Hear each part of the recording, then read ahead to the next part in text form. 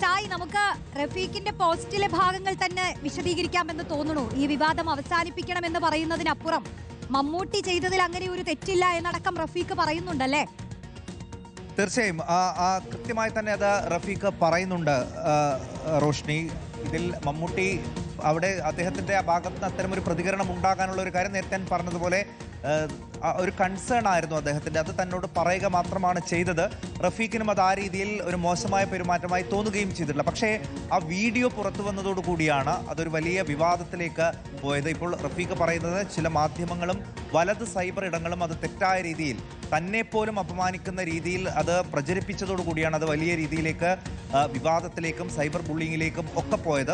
അതിൽ മമ്മൂട്ടിക്കും വിഷമമുണ്ടായി. അതുകൊണ്ടുകൂടിയാണ് ഇന്നലെ അദ്ദേഹം വിളിച്ചു, ഇന്ന് വീണ്ടും വീഡിയോ കോൾ വിളിച്ച് തന്നോട് സംസാരിച്ചു മമ്മൂട്ടി. അദ്ദേഹം എന്താണ് അവിടെ നടന്നത് എന്ന തൻ്റെ ഭാഗം അദ്ദേഹം പറയുകയും ചെയ്തു. ഒരു ഘട്ടത്തിൽ പോലും അപമാനിക്കാൻ ശ്രമിച്ചിട്ടില്ല എന്ന കാര്യം പറഞ്ഞു. റഫീഖും അത് കേൾക്കുകയും ചെയ്തു.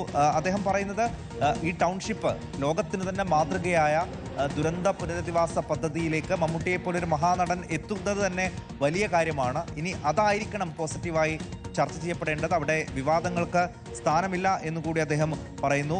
സർക്കാരിൻ്റെ ഇച്ഛാശക്തിയിലും മാനവികതയിലും സഹജീവി സ്നേഹത്തിലും പടുത്തുയർത്തിയ ലോകത്തിന് മുഴുവൻ മാതൃകയാക്കാവുന്ന ഒരു ഇടപെടലിൻ്റെ തിളക്കം കുറയ്ക്കുന്ന നിലയിൽ ഈ വിവാദങ്ങൾ വളരരുത് എന്നാണ് എല്ലാവരോടും സ്നേഹത്തോട് അഭ്യർത്ഥിക്കാനുള്ളത് എന്നാണ് റഫീഖ് ഫേസ്ബുക്ക് പോസ്റ്റിൽ പറയുന്നത്. അതുകൊണ്ട് ഈ വിവാദം തുടർന്നു കൊണ്ടുപോകുന്നതിന് അദ്ദേഹത്തിന് യാതൊരു വിധത്തിലുമുള്ള താല്പര്യവുമില്ല. രാവിലെ സംസാരിച്ച മന്ത്രിമാരടക്കമുള്ള ആളുകളും പറഞ്ഞത് അതേ വാക്കുകൾ തന്നെയാണ്.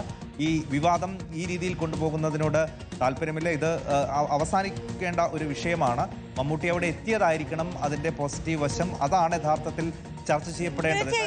ഈ വിവാദങ്ങളൊക്കെ മറ്റൊരു തലത്തിലേക്ക് പോയതിനെ കുറിച്ചുകൂടി റഫീഖ് പറയുന്നത്, തന്നെ അപമാനിച്ചു എന്ന നിലയിൽ തനിക്കെതിരായി തന്നെ ചില മാധ്യമങ്ങളും വലത് സൈബർ കേന്ദ്രങ്ങളും പ്രചരിപ്പിച്ചതാണ് ഈ വിഷയത്തെ കൂടുതൽ വഷളാക്കിയതെന്ന് പറയുന്നുണ്ട്. ഇപ്പൊ നമുക്കറിയാം, CPIM-ന്റെ ഇടതുപക്ഷ സൈബർ വിഭാഗം റഫീഖിനെ ചേർത്ത് നിർത്തിക്കൊണ്ടുള്ള പോസ്റ്റുകൾ പങ്കുവച്ചിരുന്നു. അതിനപ്പുറത്ത് മമ്മൂട്ടിക്കൊപ്പമാണെന്ന് പറഞ്ഞുകൊണ്ടുള്ള എതിർദിശയിൽ നിന്നുള്ള പ്രതിപക്ഷത്തെ പല യുവ നേതാക്കളടക്കം അത്തരത്തിൽ പോസ്റ്റുകൾ ഇടുന്നുണ്ടായിരുന്നു. അങ്ങനെ ഇതൊരു രാഷ്ട്രീയ വിഷയമായി തന്നെ ഈ വിവാദം മുന്നോട്ട് പോകുന്നതാണ് പിന്നീട് നമ്മൾ കണ്ടത്.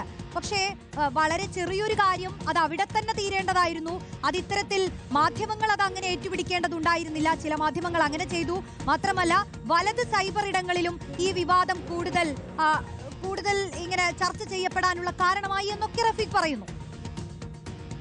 തീർച്ചയായും റോഷ്നി, ആ രീതിയിൽ ചില മാധ്യമങ്ങളും വലതുപക്ഷ സൈബർ ഇടങ്ങളും എന്ന് കൃത്യമായി തന്നെ റഫീഖ് അവിടെ പറയുന്നുണ്ട്. അത് മമ്മൂട്ടിയെ മാത്രമല്ല, തന്നെ പോലും മോശമായി ചിത്രീകരിക്കാനുള്ള ശ്രമം അതിൻ്റെ ഭാഗമായി ഉണ്ടായി. അതുകൊണ്ടാണ് ഈ വിവാദം ഇത്രമേൽ വളർന്നത് എന്നാണ് അദ്ദേഹം തന്നെ പറയുകയും ചെയ്യുന്നത്. ഈ വിഷയത്തിൽ വൈകാരികമായി മുറിപ്പെട്ട് പ്രതികരിച്ചവരുടെയെല്ലാം ഉദ്ദേശശുദ്ധിയെ താൻ മാനിക്കുന്നു എന്നുകൂടി റഫീഖ് പറയുന്നുണ്ട്. പക്ഷേ ആ വിവാദം അങ്ങനെ കൊണ്ടുപോകുന്നതിനോട് തനിക്ക് ഒരു തരത്തിലും താല്പര്യമില്ല.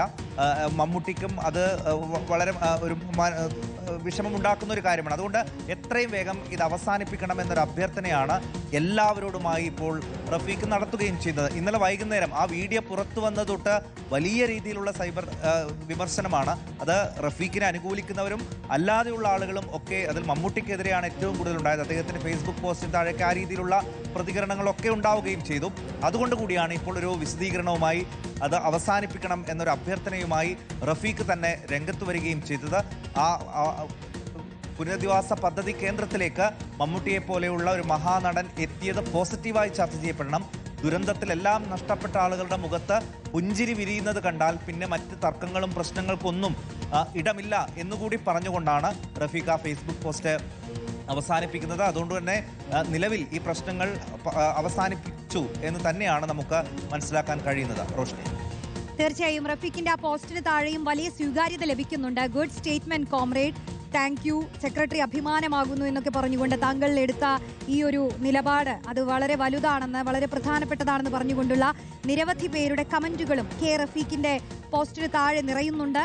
ഇപ്പോൾ നിലവിൽ ഈ വിവാദങ്ങൾ അവസാനിപ്പിക്കണം. മമ്മൂട്ടി അങ്ങനെ മോശമായി തന്നോട് പെരുമാറിയിട്ടില്ല. മമ്മൂട്ടി വിളിച്ച് സംസാരിച്ചിരുന്നു.